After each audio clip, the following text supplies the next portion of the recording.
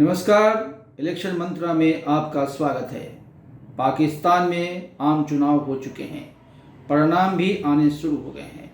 अभी तक जो परिणाम सामने आए हैं उसमें किसी की सरकार बनती दिखाई नहीं देती है। पाकिस्तान की तमाम पार्टियां अपने अपने दावे कर रही हैं, लेकिन किसके दावे सही निकलेंगे ये अभी कहना मुश्किल है। लगभग 5.5 साल बाद हुए इस चुनाव के परिणाम ने पाकिस्तान के लिए कई सवालों को जन्म दे दिया है। किसी भी पार्टी को साधारण बहुमत नहीं मिलने के कारण सरकार किसकी बनेगी और कैसे बनेगी, इससे बड़ा सवाल यह है कि क्या पाकिस्तान में स्थिरता आएगी या चुनाव के बाद स्थितियां और बिगड़ेंगी।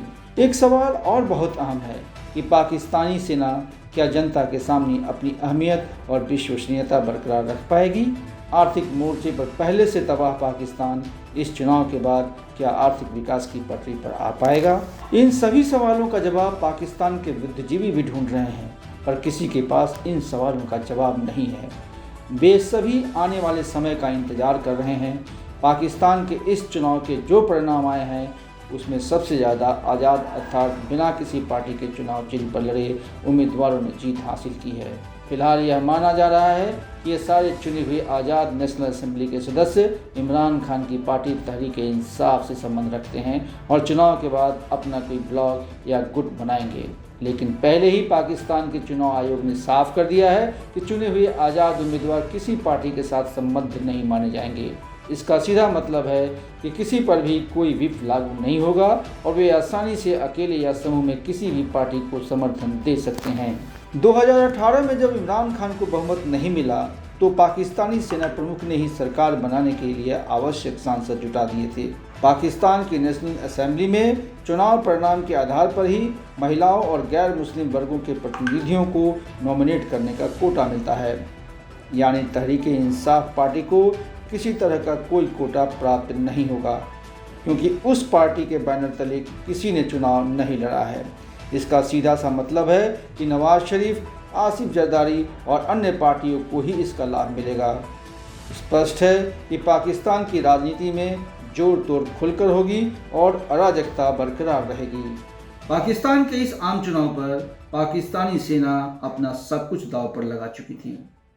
पाकिस्तानी सेना ने कोशिश की कि इमरान खान को जेल के अंदर डालकर नवाज शरीफ को सरकार सौंप दी जाए, लेकिन सेना का यह प्लान पूरी तरह से चौपट हो गया। चुनाव परिणाम बताते हैं कि सेना अपने मकसद में कामयाब नहीं हुई। सवाल इस बात का है कि पाकिस्तानी सेना क्या अपने इस हार को चुपचाप बर्दाश्त कर लेगी या पाकिस्तान में अभी और कुछ नया होने वाला है। 9 मई 2023 को पाकिस्तानी सेना के प्रतिष्ठानों पर हमले के लिए इमरान खान और उनकी पार्टी को दोषी मानकर सेना ने उनके खिलाफ कठोर कार्रवाई की है। इमरान की पार्टी के सभी प्रमुख सदस्य या तो उनको छोड़कर चले गए या फिर जेल में डाल दिए गए हैं। यही नहीं, 3 अदालती फैसलों में इमरान खान को सजा दिलाने के बाद यह मान लिया गया कि पाकिस्तानी आर्मी के मौजूदा मुखिया इमरान खान को किसी भी सूरत में बख्शने के मूड में नहीं है। चुनाव से पहले यह भी कहा गया कि पाकिस्तानी सेना नवाज शरीफ को थाली में सजाकर प्रधानमंत्री का पद देना चाहती है, परंतु चुनाव परिणाम आने के बाद पूरा परिदृश्य ही बदल गया है। भले ही तकनीकी आधार पर नवाज शरीफ की पार्टी PMLN सबसे बड़ी पार्टी बनकर उभरी है, लेकिन सच्चाई यह है कि इमरान खान द्वारा दिए गए टिकट पर जीतकर आने वाले सांसद नवाज की पार्टी के सांसदों के मुकाबले 1.5 गुना ज़्यादा हैं।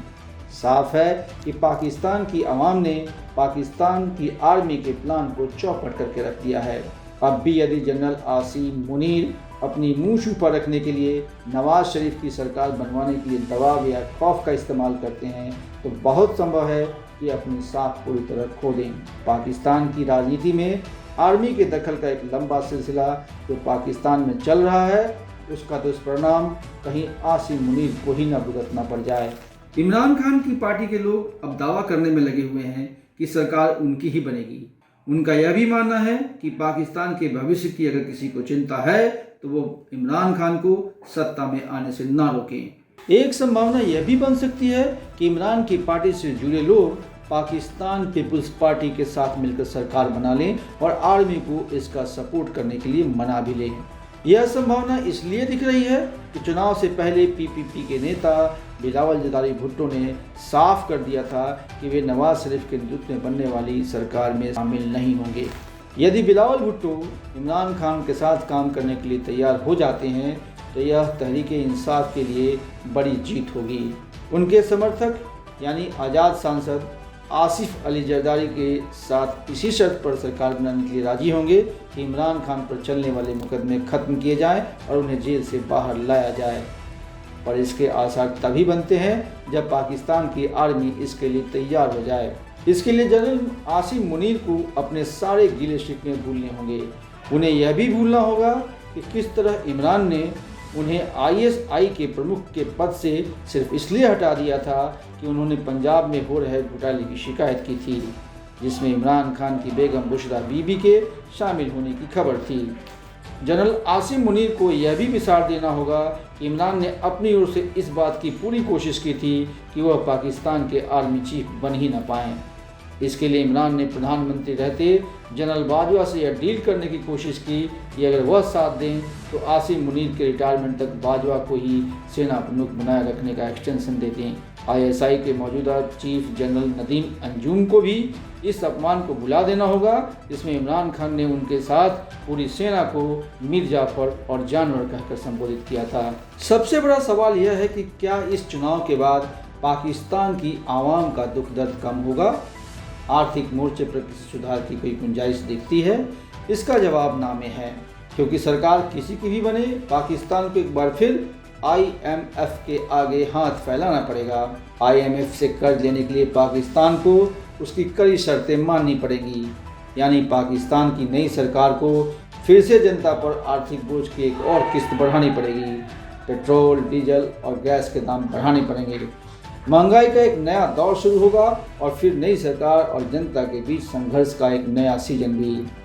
दबाव बढ़ा तो सरकार बीच में भी जा सकती है या फिर से लोग पाला बदल सकते हैं, यानी यहाँ से पाकिस्तान में कोई स्थायी शांति दिखाई नहीं दे रही है। पाकिस्तान के जो अंदरूनी हालात हैं उस पर कुछ भी कहना जोखिम से कम नहीं है। हालात पल पल बदलते हैं, वहाँ राजनीतिक स्थितियाँ बदल जाती हैं। कोई किसी के पाले में जाता है, कोई किसी के साथ सरकार बना लेता है। यह देखना होगा कि अगले 24 घंटे में पाकिस्तान किस दिशा की ओर जा रहा है। क्या वहाँ लोकतंत्र की बहाली होती है या चुनाव में हुई गड़बड़ियों का हवाला देकर फिर से कोई एक नया खेल शुरू होता है। इलेक्शन मंत्रा में बस इतना ही। हमारे साथ बने रहिए। इलेक्शन मंत्रा हर चुनाव पर अपनी गहरी नज़र रखता है। धन्यवाद। देखते रहिए इलेक्शन मंत्रा।